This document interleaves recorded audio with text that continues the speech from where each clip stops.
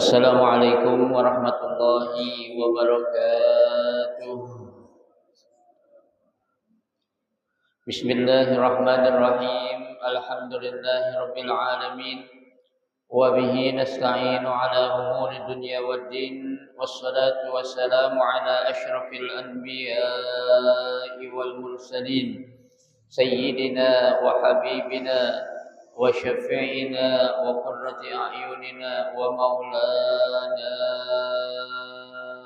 محمد وعلى آله وأصحابه ومن تبعهم بإحسان إلى يوم الدين أما بعد فإن أصدق الحديث كتاب الله تعالى وخير الهدي هدي رسول الله صلى الله عليه وسلم وشر الأمور محدثاتها فإن كل محدثة بدعة وكل بدعة ضلالة وكل ضلالة في النار رب اشرح لي صدري ويسر لي أمري واحلل عقدة من لساني يفقه قولي آمين سبحانك لا علم لنا إلا ما علمتنا إنك أنت العليم الحكيم لا حول ولا قوة إلا بالله العلي العظيم. Para asatidzah wal ustazah, bapak-bapak, ibu-ibu, hadirin hadirat jamaah majelis taklim Masjid Hudal Islam yang dirahmati dan dimuliakan Allah. Alhamdulillah kita bersyukur kepada Allah Subhanahu wa taala di pagi hari ini Allah Subhanahu wa taala masih memberikan kepada kita karunia nikmat-Nya yang cukup banyak. Di antaranya adalah berupa nikmat sehat wal afiyah, nikmat panjang umur, terutama dua nikmat besar yaitu nikmatul iman wa nikmatul Islam.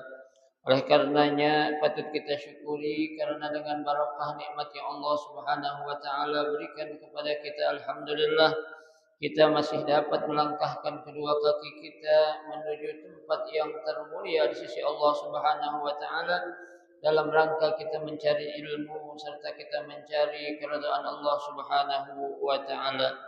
Kita berharap mudah-mudahan rangkaian amal ibadah, baik ibadah kita yang wajib ataupun ibadah kita yang sunnah, yang sudah kita kerjakan, yang sedang kita kerjakan dan yang akan kita kerjakan, kesemuanya Allah Subhanahu wa taala akan memberikan ganjaran pahala yang berlipat ganda.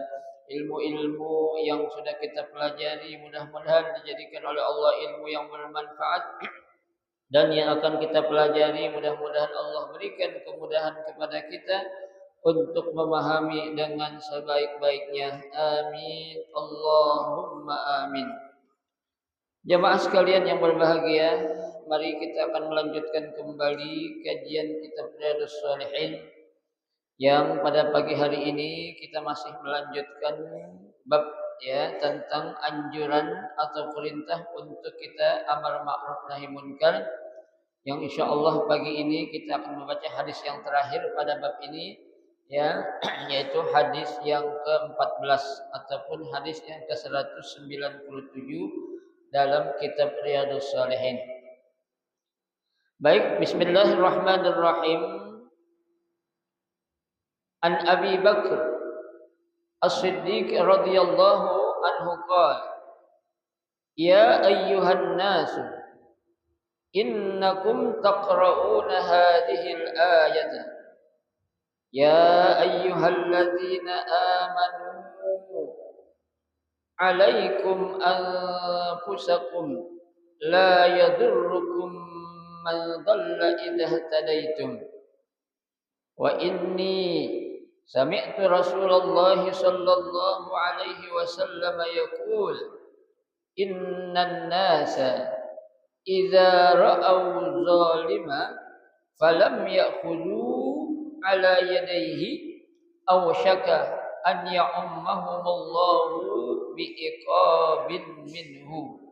Rawahu Abu Dawud wa Tirmidzi wa Nasa'i bi asanid sahihah. Hadis yang terakhir yang sanadnya dari Abi Bakar As-Siddiq. Ya, ini jarang-jarang kita dengar Abu Bakar As-Siddiq dia meriwayatkan suatu hadis tuh. Radhiyallahu anhu yang mudah-mudahan Allah Subhanahu wa taala memberikan ridha kepadanya. Ya. Qala, beliau berkata, ya ayyuhan nas, ya, wahai sekalian manusia. Jadi di sini yang dipanggil semua manusia, ya, tanpa terkecuali, ya. Jadi manusia semua dipanggil oleh Sayyidina Abu Bakar, ya. Innakum taqra'una hadhil ayah. Ya, sesungguhnya kalian semua pasti sudah membaca ayat ini. Ya. Jadi Abu Bakar As-Siddiq, ya, beliau yakin kalau kita semua atau manusia ini sudah membaca ayat yang ini nih. Ya. Ayat yang mana? Ya. Ya ayyuhalladzina amanu. Ya, yaitu ayat yang memanggil semua orang-orang yang beriman. Ya, jadi yang dipanggil berikutnya adalah orang-orang yang beriman. Berarti ini firman Allah. Ya, tuh. Alaikum anfusakum. Jagalah diri kalian semua. Ya, jadi Allah Subhanahu wa taala menyuruh kita orang-orang yang beriman untuk ngapain? Jagain diri kita. Ya, kenapa? Karena kalau bukan kita yang punya diri, yang sayang sama diri kita, siapa lagi? Ya, tuh. Nah, sayang ya terhadap diri kita ini, ya, dipandang dari berbagai macam hal. Ya, ketika kita menunjukkan untuk menyayangi diri kita, ya, kita melakukan amal-amal perbuatan, ya, artinya perbuatan yang baik-baik, ya, entah kita itu melakukan amal soleh berupa sholat kita, ya, entah itu berupa puasa kita, ya, entah itu berupa zakat kita dan yang lain-lainnya, ya, setelah kita, ya, melaksanakan berbagai macam amal-amal ibadah yang begitu banyak, ya, kalau kita sayang sama diri kita apain tuh amalnya? Kita jagain agar pahala-pahala yang sudah kita kumpulkan jangan sampai hilang. Ya, kenapa? Karena nantinya, ya, ketika kita sudah melakukan berbagai macam amal kebaikan yang begitu banyak, ya, namun kita masih melakukan perbuatan-perbuatan yang dilarang, itu akan menjadikan seluruh pahala amal kebaikan yang pernah kita lakukan akan hilang ataupun akan lenyap. Ya. Nah, kalau keadaannya seperti itu, maka kita terkena seperti apa yang dikatakan oleh Nabi. Apa kata Nabi? Kita akan menjadi orang-orang yang muflis. Ya, akan menjadi orang-orang yang pailit. Ya, akan menjadi orang-orang yang bangkrut. Ya, ketika itu Rasulullah Shallallahu Alaihi Wasallam pernah bertanya kepada para sahabat. Ya, Rasul bertanya, wahai para sahabatku, atadruna manil muflis? Ya, wahai para sahabat-sahabatku, tahukah kalian siapakah yang dikatakan orang yang pailit? Ya, siapakah orang yang bangkrut? Ya, menurut kalian? Qalu, para sahabat menjawab, innal muflisa fina man la dinara wala mata'. Ya, sesungguhnya yang dikatakan orang pailit, orang bangkrut menurut kami adalah apa? Orang-orang yang tidak memiliki uang dan tidak memiliki harta benda. Ya, tuh. Itu jawaban yang diberikan oleh siapa? Para sahabat. Ya, ternyata jawaban yang seperti itu bukan yang diinginkan oleh Rasulullah Shallallahu Alaihi Wasallam. Ya, kenapa? Jawaban itu pailit dipandang dari segi ekonomi, ya. Tapi yang dimaksud oleh Rasulullah adalah orang yang pailit dalam agama, ya. Jadi yang namanya bangkrut itu bukan dalam soal ekonomi saja, ya, akan tapi dalam masalah agama juga apa? Yaitu bangkrut, ya. Lalu apa ya Rasul yang engkau maksud dengan orang-orang yang pailit? Ya, innal muflisa min ummati. Ya, sesungguhnya yang dikatakan orang yang pailit di antara umatku adalah ya ya'ti yaumal qiyamati bisolatin, ya, orang yang nanti pada hari kiamat dia datang dengan membawa pahala salat yang pernah dia lakukan, wasiyamin, dan dia membawa pahala puasa yang pernah dia lakukan, wazakatin, dan dia datang juga membawa pahala zakat yang pernah dia lakukan. Ya, tapi sayang kata Nabi, ya, waqad syatama hadza. Ya, salatnya rajin, puasanya rajin, ya, zakatnya rajin, tapi dia suka apa? Mencaci maki orang lain. Ya, orang lain dicaci maki. Itu yang pertama. Yang kedua, waqad hadza. Dia suka menuduh orang baik-baik dengan melakukan perbuatan yang dilarang. Ya, memfitnah, ya, mengatakan sesuatu yang tidak pantas dan layak dikatakan, ya, itu orang berarti menuduh kepada orang lain. Yang ketiga kata Nabi apa? Wa akala mala hadza. Ya, orang itu suka memakan harta orang lain. Ya, harta dalam bentuk, ya, artinya harta berupa amanah-amanah, ya, entah itu memakan harta anak yatim, ya, entah itu memakan harta yang merupakan amanah orang banyak dalam bersedekah dan lain sebagainya, itu termasuk ke dalam kategori, ya, akala mala hadza, orang itu memakan harta orang lain, ya, itu. Dan yang berikutnya adalah apa? Ya, yaitu, ya, wa daraba hadza, ya, dan dia suka memukul orang lain, ya, dan yang terakhir adalah apa? Yang terakhir adalah, ya, wasafaka dama hadza, orang ini suka apa? Menumpahkan darah orang lain, ya, orang dipukul, orang jadi berdarah di apa itu, ya. Nah, yang begini nih yang akan menjadikan kita pailit. Kenapa pailit? Karena, ya, tuh, hadza min hasanatihi.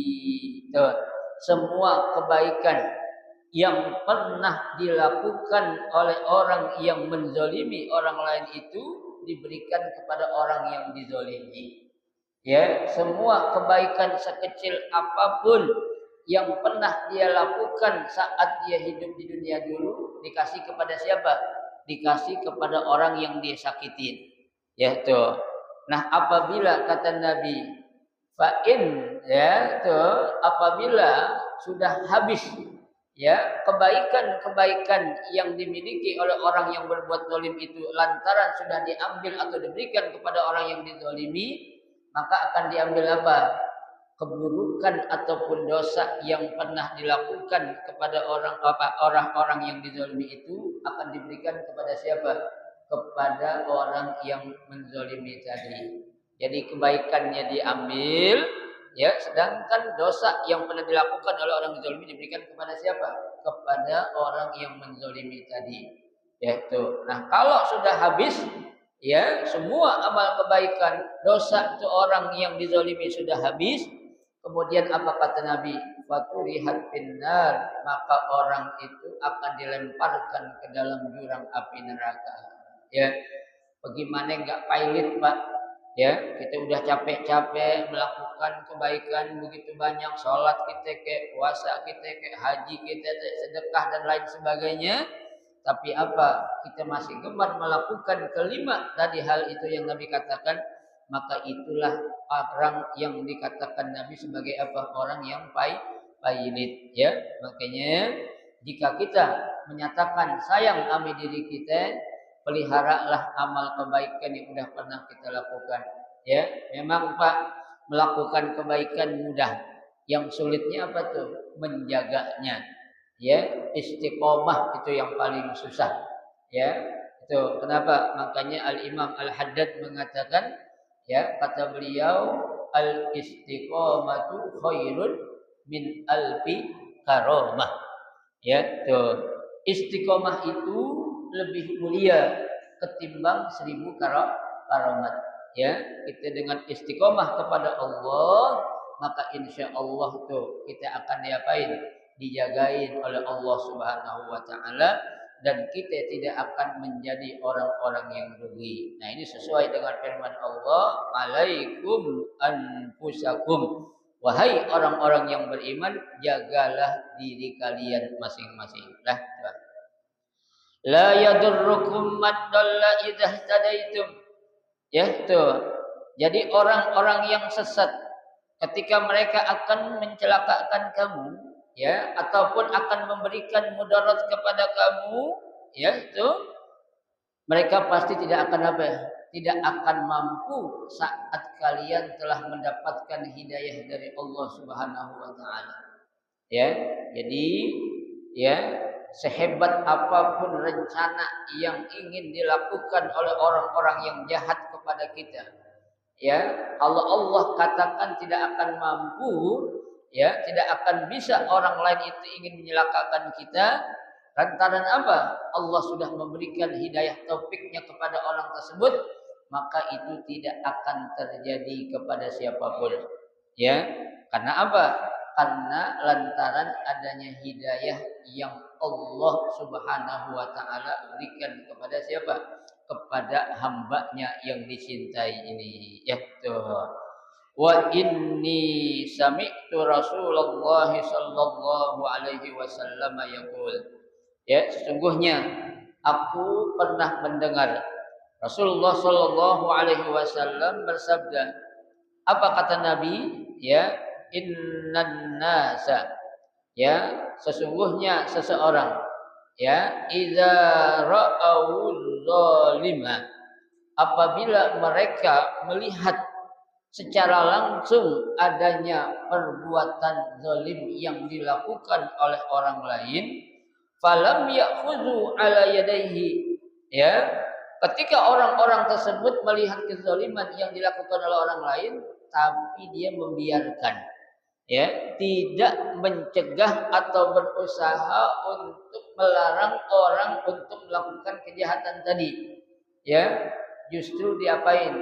Dibiarin, ya, dianggap biar aja orang lain yang celaka, masa bodoh, kita jangan pusing-pusing ngurusin orang, bukan, ya, karena yang namanya perbuatan maksiat, perbuatan zalim yang dilakukan oleh seseorang itu dampak negatifnya bukan si pelaku perbuatan maksiat itu saja, ya, akan tetapi akan berdampak kepada siapa?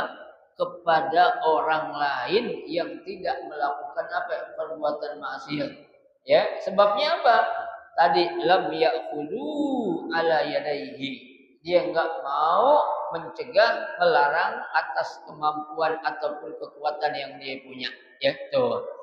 Nah, ketika hal ini dilakukan, ya, ada orang yang membiarkan, ya, merajalelanya kemaksiatan, merajalelanya perbuatan maksiat, dosa, kezaliman yang ada di dunia ini, kata Nabi, ausyaka an ya'ummahumullahu bi'iqabin minhu.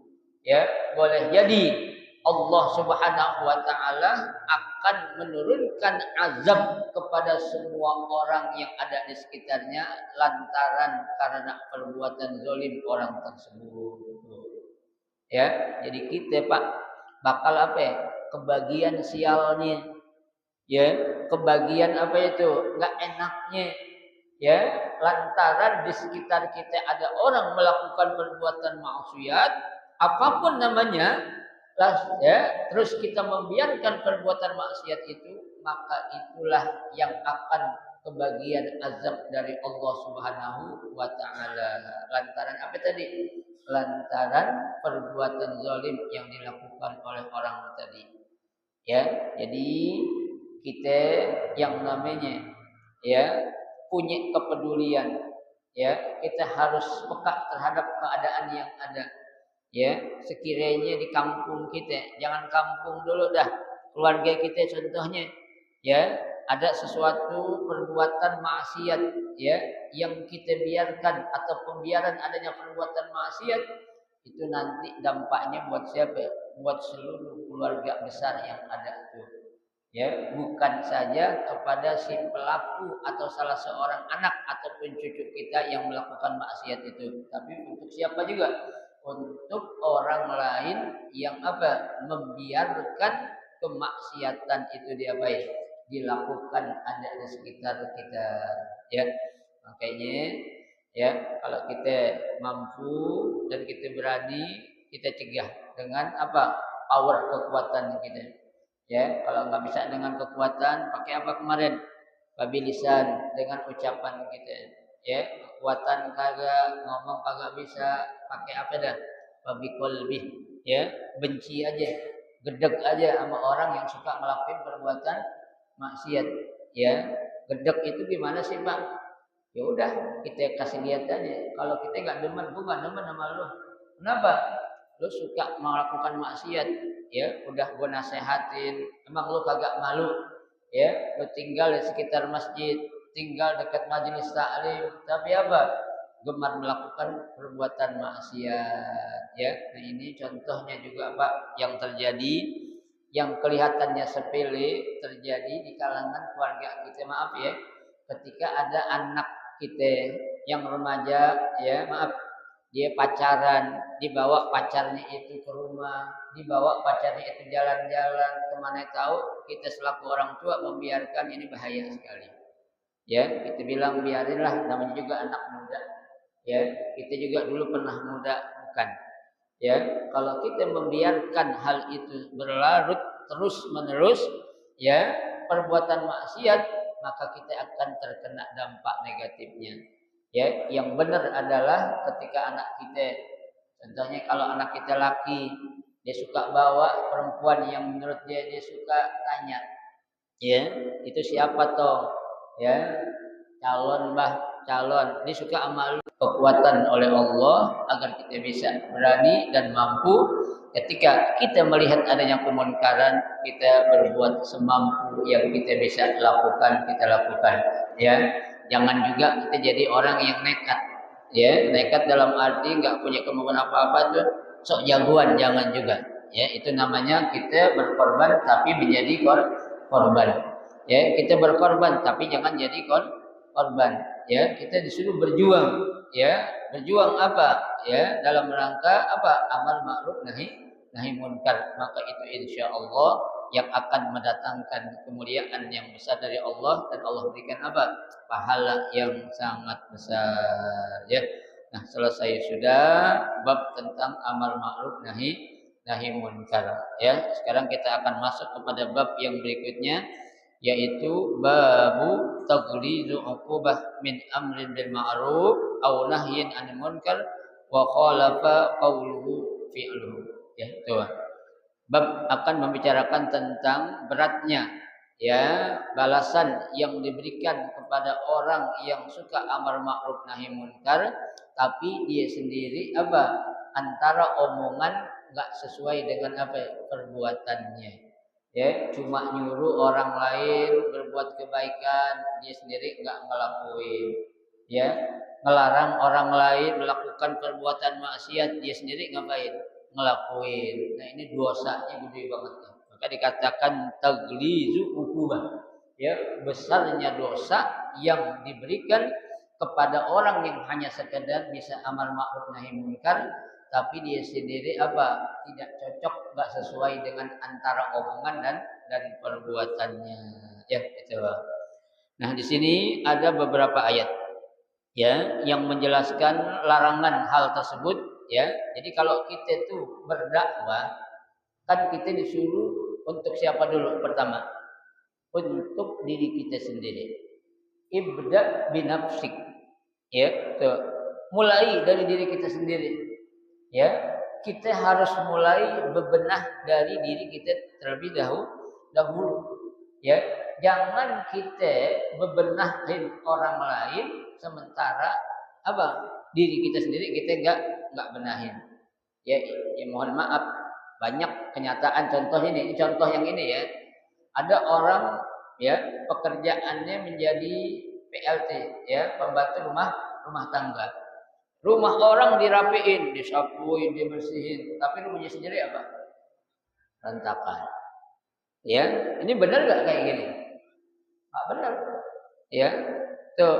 Kalau kita ingin mencerminkan orang yang rapi, orang yang bersih, orang yang apik, dari siapa dulu?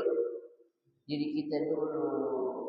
Ya, sebelum kita bekerja menjadi pembantu rumah tangga orang lain, rapiin dulu rumah kita. Ya, jangan jalan dulu sebelum kerjaan rumah itu selesai. Ya, bagaimana suami nggak enak melihat rumah berantakan. Ya, begitu suami bangun rumah seperti kapal pecah. Ya, kemana istri kita jalan kemana? Bersihin rumah orang, rapiin rumah orang. Nah, ini yang nggak benar. Ini contoh secara yang apa? Zahir. Ya. Nah, dalam hal ya kita berdakwah juga, sebelum kita mendakwahi orang lain, dakwahin diri kita sendiri dulu. Ya, kira-kira kita sudah mampu gak untuk pasti gak akan pernah luput dari apa? Dari dosa dan salah. Ya, jadi kita harus apa? Harus menyadari ketika ada orang berbuat salah, kita juga suatu saat akan berbuat salah. Ya, orang berbuat khilaf, kita sadar suatu saat kita juga pasti akan berbuat khilaf. Kesalahan, kehilafan yang orang lain lakukan kepada diri kita, kita harus apa? Bisa memaafkan dan memberikan maaf kepada orang-orang yang berbuat salah kepada kita. Ya, karena kita kan namanya manusia, Bapak Ibu sekalian, kita tidak akan merasakan tidak enaknya disakiti oleh orang lain sebelum kita merasakan bagaimana orang lain menyakiti diri kita. Ya, kita jangan tidak akan merasakan nggak enaknya dicubit. Jangan nyubit orang kalau nggak pengen cubit sama orang lain. Ya, jangan suka berbuat hasut kepada orang lain kalau kita nggak mau dihasut sama orang lain. Jangan pernah iri kita kepada orang lain kalau kita nggak mau diiriin sama orang lain. Ya, tuh. Itu semua tuh yang namanya hukum dunia itu pasti apa? Terjadi. Ya, yang nggak enak orang ngerasain, ketika kita merasakan bisa jadi lebih nggak enak lagi. Ya, makanya itu hukum-hukum seperti itu dalam Islam pun terjadi. Ya, tuh. Jadi Allah suruh kita nyuruh orang lain dan kita juga ikut melakukan apa yang kita suruh kepada orang lain. Ya, tuh. Wa antum tatlunal kitab. Ya, dan kalian itu apa? Ya, tatlun. Apa tatlun itu? Ya, melantunkan, menyampaikan ayat-ayat ataupun Alkitab. Ya, artinya kamu mendakwahkan orang lain dengan menggunakan dalil, dengan menggunakan argumen ya yang begitu hebat ya untuk orang lain, tapi buat dirinya sendiri bagaimana? Ya. Nah, ini memang berat, Pak.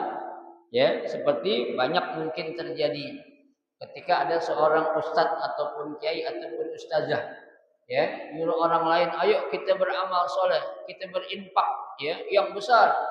Ya, tuh nyuruh orang gampang nggak? Gampang nyuruh orang, enak nyuruh orang. Tapi namanya kita nyuruh orang, sebelum orang lain ngelakuin harusnya kita dulu mulai. Tuh, ya, bukan kita sombong. Ya, ayo kita berinfak, Pak. Mohon maaf ini saya duluin dah. Saya ngasih sekian ini.